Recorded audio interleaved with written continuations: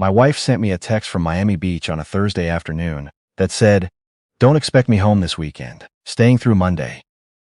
Work stuff." I read it twice, set my phone down on the kitchen counter, and started making dinner. Not because I believed her. Because I'd been ready for this moment for 3 months. I texted back 5 words. "Take all the time you need." Then I called my attorney. What she didn't know, what she wouldn't find out until the process server knocked on her hotel room door the next morning, was that I'd already filed. Already moved our joint savings. Already handed her event planning company's financial records to a fraud investigator who'd spent 6 weeks confirming what I'd suspected since February.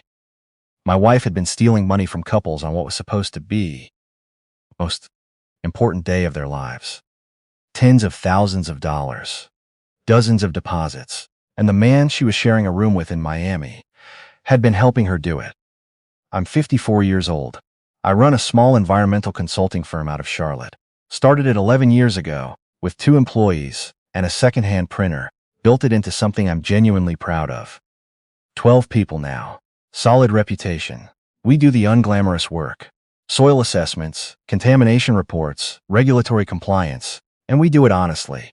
That word meant something to me. Meant something, I thought, to my wife. Her name is Patrice. We met at a charity fundraiser 14 years ago. She was starting her event planning business, all enthusiasm and color-coded binders, and I thought she was the most organized person I'd ever encountered. We dated for 2 years, married, bought a house in Dilworth. She built her business. I expanded mine. We were, by any external measure, the kind of couple people pointed to when they said things like relationship goals. I noticed the cracks in January. Not all at once. A slow accumulation of small wrongnesses. She started taking calls in the backyard after 9 at night. Started describing her client roster in vaguer terms when I asked how things were going. A weekend in Asheville for a venue walkthrough that produced no photographs, no stories, no names of clients. A charge on our shared card for a hotel in Raleigh on a night she told me she was homesick. I didn't confront her. I documented. I'm methodical by nature. My work requires it. I started a folder on my personal laptop. Screenshots of card statements. A note in my phone every time the story didn't add up. In March, I hired a private investigator. Not to catch her in the act. I already knew, on some level, what was happening. I hired him to understand the full scope of it. His name was a name I'll keep to myself. What he found, over 6 weeks, was worse than I'd bargained for. Patrice had been in a relationship with Cade, a 31-year-old she'd brought on as her business development consultant 18 months earlier. For at least a year. The hotel records alone covered 7 cities. But that was almost secondary, because what the investigator also found, when he started pulling business filings at my request, was that Patrice Ellison Events LLC had a problem. A significant one. The business license she'd been operating under for 3 years had lapsed in 2021 and had never been renewed. Every contract she'd signed since then, every deposit she'd collected, from couples booking barn venues in Waxhaw, rooftop spaces in uptown Charlotte, historic estates in Mooresville, had been signed under an expired license, and the deposits themselves weren't going into a client escrow account. The way a legitimate event planner, operating under state guidelines, would handle them. They were going directly into her business operating account, and, from there, into the personal account she'd opened in her maiden name that I didn't know existed. Until the investigator found it. More than 40 clients. Deposits ranging from $2,000 to $15,000. Some of those couples had weddings already behind them, scrambling to understand why their venue balances showed unpaid. Some were still waiting on events that weren't coming, and Cade, whose official role was business development, had been receiving wire transfers from that personal account. Transfers labeled in the memo line as consulting fees, totaling over $60,000. I knew all of this before the Miami text arrived. So when she sent it, I was ready. I wasn't angry, exactly. I was something colder. The kind of clear you feel when a problem you've been studying finally resolves into a single, clean solution. I blocked her number after sending my reply. Blocked her on every platform. Then I sat down and ate dinner, and it was the first genuinely peaceful meal I'd had in months. The call started Friday morning. Her mother first. 3 calls before 8 a.m. Voice messages escalating from concerned to frantic. Then her older brother, a man I'd always gotten along with well enough. Then a number I didn't recognize that turned out to be her mother calling from her neighbor's cell phone after realizing I'd blocked the family line. I forwarded every voicemail to my attorney, without listening, past the first sentence of each one. By Saturday, her brother had driven to my house. I know because my doorbell camera recorded him standing on my front step for 4 minutes, knocking, then standing back and looking at the upstairs windows. Like he thought I might be watching from behind the curtains. I was, in fact, watching from the kitchen while I drank coffee. I let him knock. He left a note in the mailbox. "Spencer, we need to talk like adults. This isn't the way. Call me." I photographed it and forwarded it to my attorney. Added a note. "Family attempting contact. Please advise." My attorney, sharp, unhurried, the kind of woman who made opposing counsel visibly nervous, replied within the hour. "Don't engage. Let me handle it. Serve happened this morning. She knows." I didn't feel satisfaction reading that. I felt the same thing I'd felt all week. Tired. Finished. Ready to be on the other side of something I'd been standing in the middle of for months. Tuesday evening, my wife came home. I was in my home office reviewing a contract when the security system pinged. I finished reading the page I was on before I went downstairs. She was in the living room with a rolling suitcase, still in airport clothes, mascara worn thin under her eyes. She looked like she hadn't slept in 4 days.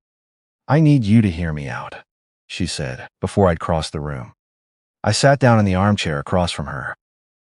I didn't tell her to leave. I wanted to hear what she'd built. "What I've been doing, Cade, I know how it looks. But the business, there's an explanation for all of it. I was going to get the license reinstated. I had a plan. Things just moved faster than I could manage, and I panicked and made bad decisions." 43 couples, I said. She blinked. 43 deposits. The two of you have a spreadsheet, actually. My investigator found it in the shared cloud folder you kept with him. Very organized, color-coded by event date and deposit amount. You would have appreciated the system. The color left her face, the way water drains from a sink.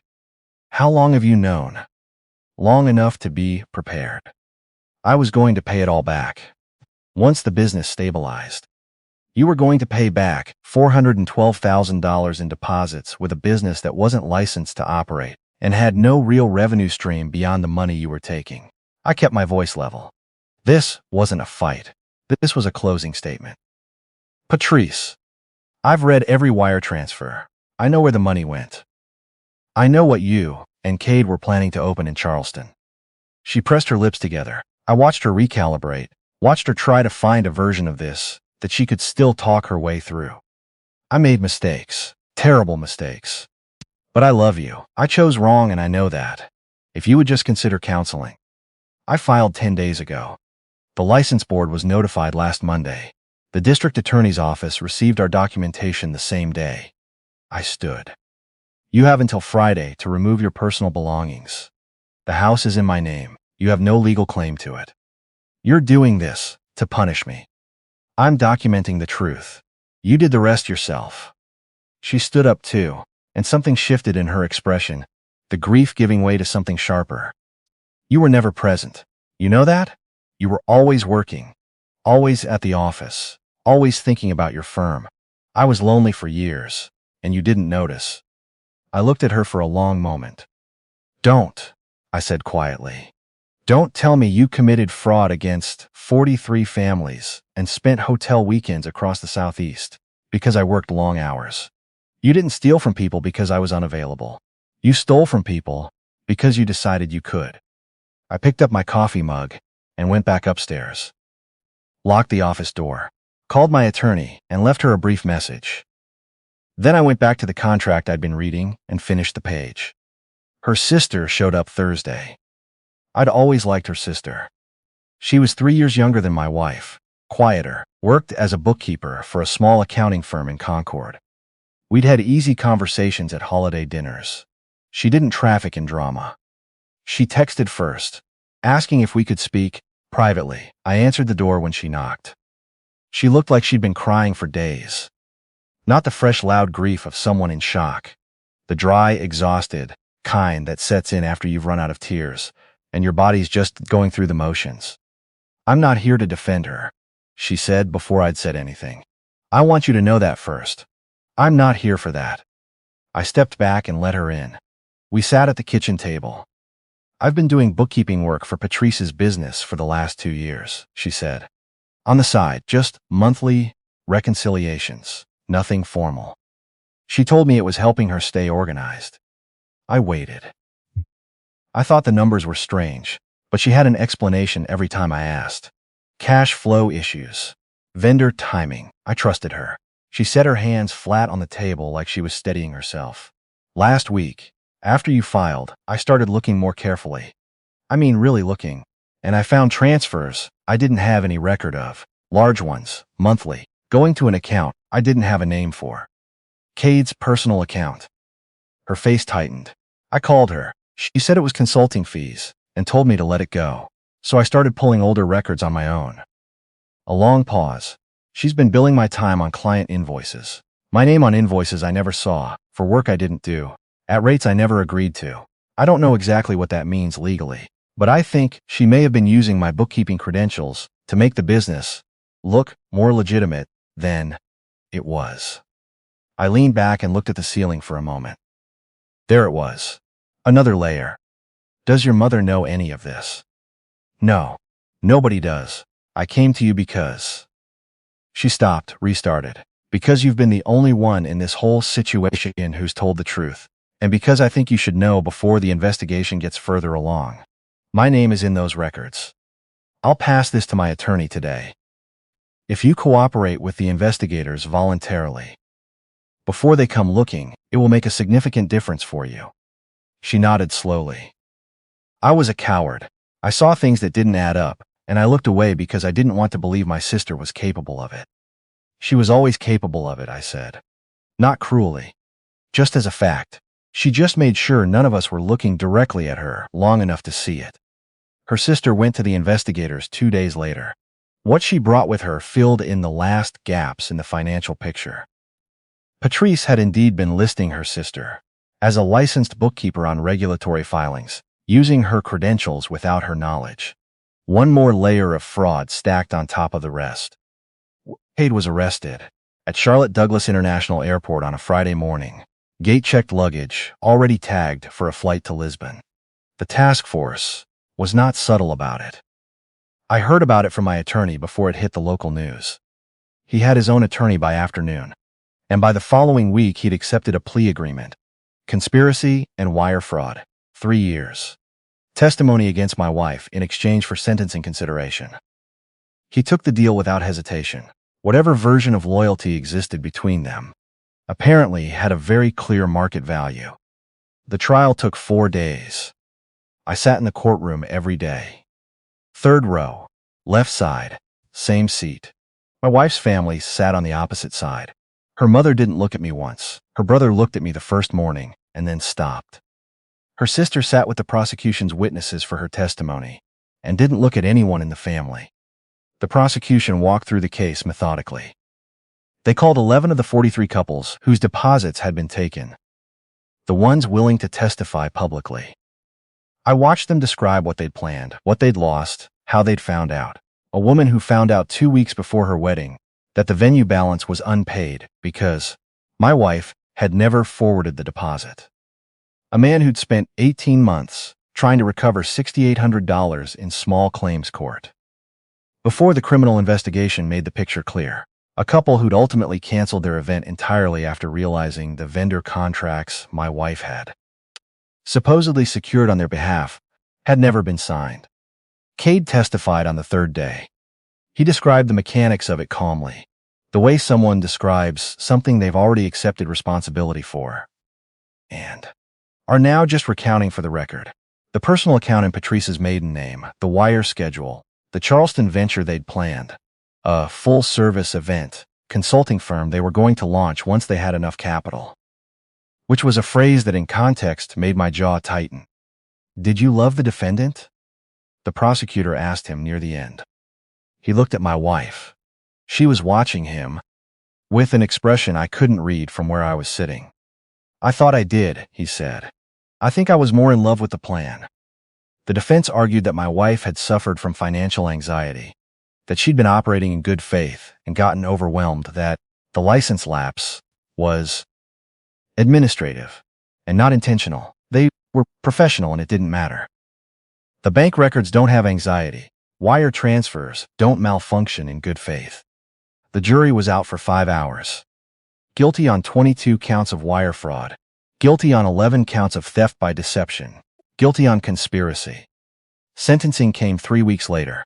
The judge was in his 60s, deliberate, the kind of man who reads his statements in full and doesn't summarize. "Miss Ellison, the court takes seriously the nature of the harm here. These were not abstract financial transactions. These were families. People who trusted you with the planning of irreplaceable events. You took that trust and monetized it for personal gain, systematically and over an extended period. The court finds no credible evidence of remorse or good faith attempt at remedy." He sentenced her to 7 years. Restitution of $412,000. She stood very still when he read it. No collapse, no breakdown. Just stillness. I walked out of the courthouse, got in my car, and drove straight to my office. I had a site report due by end of week, and I wanted to finish it before I lost the light. My attorney called at 4. Divorce finalized. Judge awarded you the house, all premarital assets, full indemnification for legal costs, and no liability for the restitution judgment. What about the couples who lost money? The seized assets, Kate's forfeited funds, and her business accounts combined come to about 60% recovery. It's not full restitution, but it's significantly more than most fraud cases return. She paused. "How are you holding up?" I looked out the window at the street below. Late afternoon in Charlotte, the kind of autumn light that makes everything look deliberate. "Better than I've felt in a long time," I said. And it was true.